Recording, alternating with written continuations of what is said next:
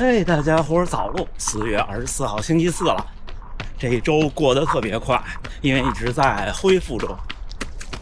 来到了大阪的中之岛，这有点像广州那个二沙岛，但是感觉比那岛可能小不少。你看，我已经在岛的最头了，就是行人能到的最头。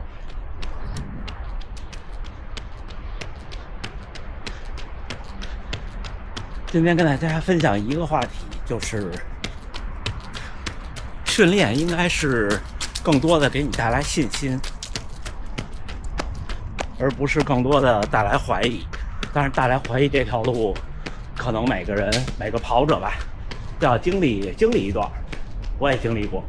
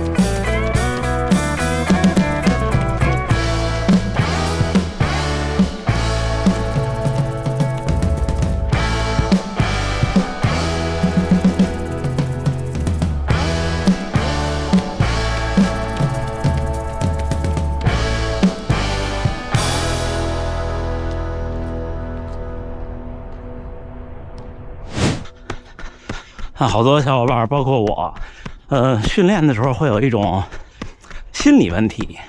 这心理问题俩阶段，第一个阶段我就拿我举例，那个时候我觉得跑步已经不难了，那时候我甚至半程马拉松1小时38，我记得是有一年的北京半马，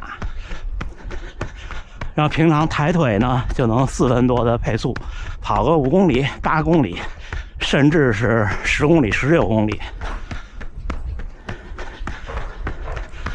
但是一到全马就完蛋，在全马赛场上只能跑个5分多。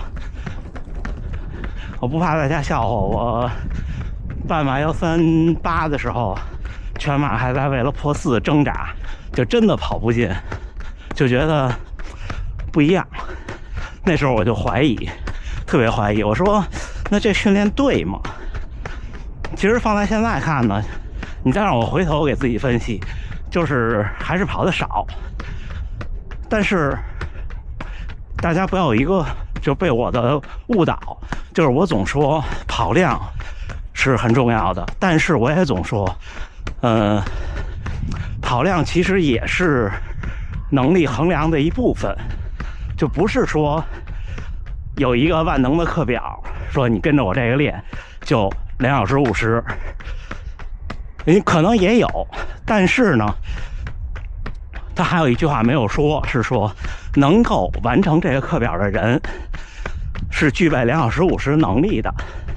那如果您现在是3小时30，那你不可能说我去练这个课表，然后练完我就2小时50，因为你都练不下这个课表。它可能更多的是一种评判能力的手段。就像我刚开始跑步第2年，好像是那时候用手机的那个那时候还叫 Nike Plus， 它有一个什么什么课表，然后我就说试试吧，结果根本就没戏。就今天比方说告诉你5公里，明天8公里，我甚至还不管他给我的那个强度，他有时候会说5公里轻松跑，然后比方说10公里什么跑，那时候完全不管，我就先跑够这个距离，我都跑不够。我记得我放弃的那天是开始这课表的第2周的周末，那一天说这周的最后一场训练，那个课表是11公里。哇，但是11公里对我来说是个挺长的距离，真的跑不下来。但是我还是坚持下来了，坚持下来以后，我果断就放弃了。我觉得这个不行，就至少我现在达不到我想要的那能力。说这个的意思是说，如果您能吃下一定程度的训练，那就应该接受这个训练给你的信心的，怎么说呢？要相信它，或者说，对大多数人来说，可能不会有一个很适合自己的课表，因为你选完一个训练逻辑，不管是固定的课表还是按逻辑自己定，你会有怀疑的。我也会有，我会说，哎，这个量是不是小？这个量是不是大？这个是不是太快？这个是不是太慢？那它没有一个衡量的标准。那怎么办呢？就是说第2个阶段，你看第2个阶段大部分时候就是，你看我现在虽然是因为赛后我轻松跑，但是你们天天看我节目的小伙伴应该都知道，我大部分时候就除了周3的强度课，还有的时候周6的早晨我们的合练，或者是自己安排的课表以外，我大部分就是漫无目的的这么在大阪城上，就这速度。就这速度，其实我也挺累的。那你说，现在比方说5分，那我比赛的时候要跑3分45，现在的目标可能是3分40能够摸到，那它不现实啊，就老心里会有一种不真实感，这也是真心话。我特别羡慕那些就是特别相信自己的人，像我们跑团几位先生就特别相信，然后我看有的很多小伙伴也是特别相信，他觉得我这么练，我赛场上肯定可以。但是我现在包括现在也会，但是好很多了。刚开始的时候特别严重，就会怀疑，就说你这么练行不行？不光是慢跑的时候会怀疑，我们强度课的时候也会怀疑。比方说，你看我就说最近的跑400米间歇，那也就是3分10几的配速，1公里的间歇可能是3分20的配速。我就想，那这怎么能跑42公里呢？然后有时候状态不好的时候还跑3分30的配速，跑3分30的配速，我就想，那我那个平均配速3分30点几的那个半马是怎么跑出来的？就会怀疑自己。那这些时候怎么办？我觉得说什么科学可能都不解决心理的问题。如果科学能解决心理的问题，那我们就不会存在什么艺术啊、文学呀、神学呀这些东西了，它都是互相的。我的经验是，首先我晨跑，比方说强度课的时候，状态不太好，因为一般早上刚起这种没有准备的强度课，状态都不会太好。那我就会想，是因为太早上起来的原因。然后怎么去印证它呢？就是有的时候我会下午出去跑2圈，但是很少，就工作不忙的时候，所以下午一抬腿觉得特有劲儿，就甚至是觉得挺困的时候、挺累的时候，一抬腿就4分，觉得不累。这才就是一个调整心理的办法。还有就是靠比赛成绩，比赛的时候稍微拼一拼，然后用比赛成绩去安慰自己。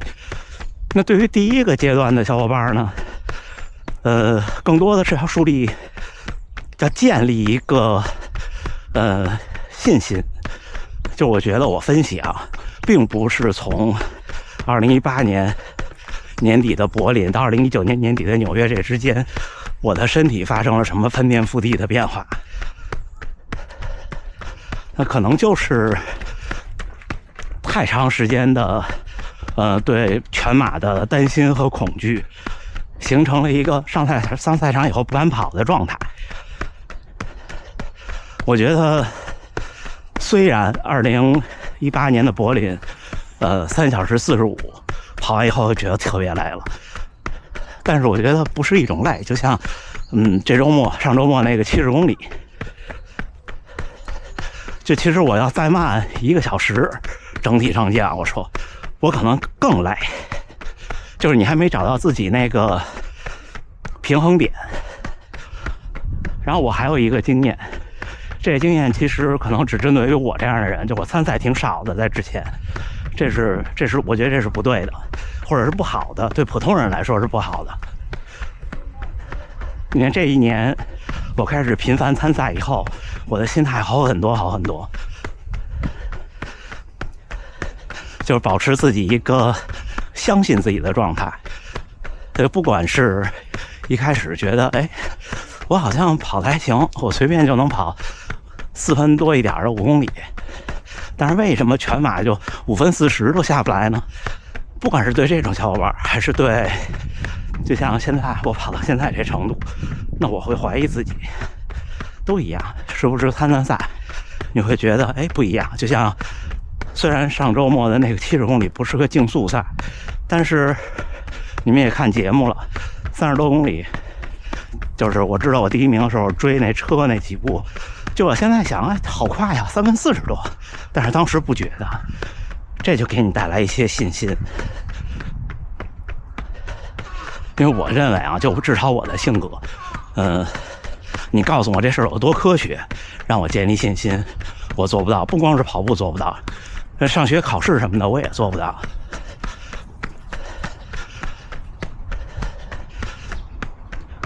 我更多的还是看经历。你看这对父子总在这儿练，这小朋友估计可能刚上小学的样子。所以我老说马拉松这事儿，跑步这事儿，或者说耐力运动，都是自己对付自己。人的性格千差万别，我特别羡慕那种就是特别相信科学，特别相信这些的人。要若是相信的人，做这些事儿会变得简单，因为他想好我就执行完了我就有这个结果。我有时候不会这么想，我觉得可能大多数人都是偏向于我这种性格的。所以我上来今天就说跟大家分享经历，但是呢这条路还是得自己走一遍，就是每个人走的长走的短。我现在判断我可能走了2年多3年，应该走多少呢？应该我觉得如果是按照我真实能力来看，我可能走1年半就够了。あ野口さん、おめでとう。やりました。おめでとう。野口先生在波士顿马拉松 PB 了，今天回来又开始跑步10几个小时时差。我们遇到了一位朋友，待会儿再跟大家聊啊。你介意被拍到吗？小伙伴们看这位朋友身材，我刚才说他身材特别好，我盲猜了一下，基本上都是我猜到的数值，能有很精英的身材。你们看，是在淘宝买吗？请我那个在苏州工作的朋友，在苏州工作的朋友，但后面几双我应该会从淘宝买。淘宝应该可以直接寄过去。这双鞋对，就是买就是他公司货就可以了。OK。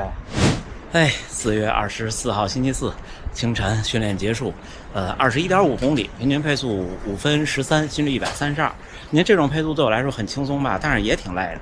而且呢，到夏天很多小伙伴也说训练比较煎熬。我想过2天跟大家分享一下夏天早上起来这种常规训练或者白天的常规训练有什么经验心得吧。刚才碰到这位先生，44岁，1.8米几的身高，66公斤的体重，就很精英的体重，刚跑步1年半就有3小时03的全程马拉松成绩。然后我问以前有训练基础吗？他说很年轻的时候，20来岁的时候跑过中距离的长度，确实看上去就不太一样。今天分享这些，就是想跟大家抒发一个感情，就是我们大多数人就是很普通的爱好者，对，包括我在内也一样。跑到什么成绩会有什么成绩的焦虑，跑到什么成绩会有什么成绩的心态，这些我觉得分享出来让大家知道我也这么想，对，我觉得挺好的。行吧，那就不跟大家多说了，最后还是祝大家能努力生活，健康平安，咱们下回再见。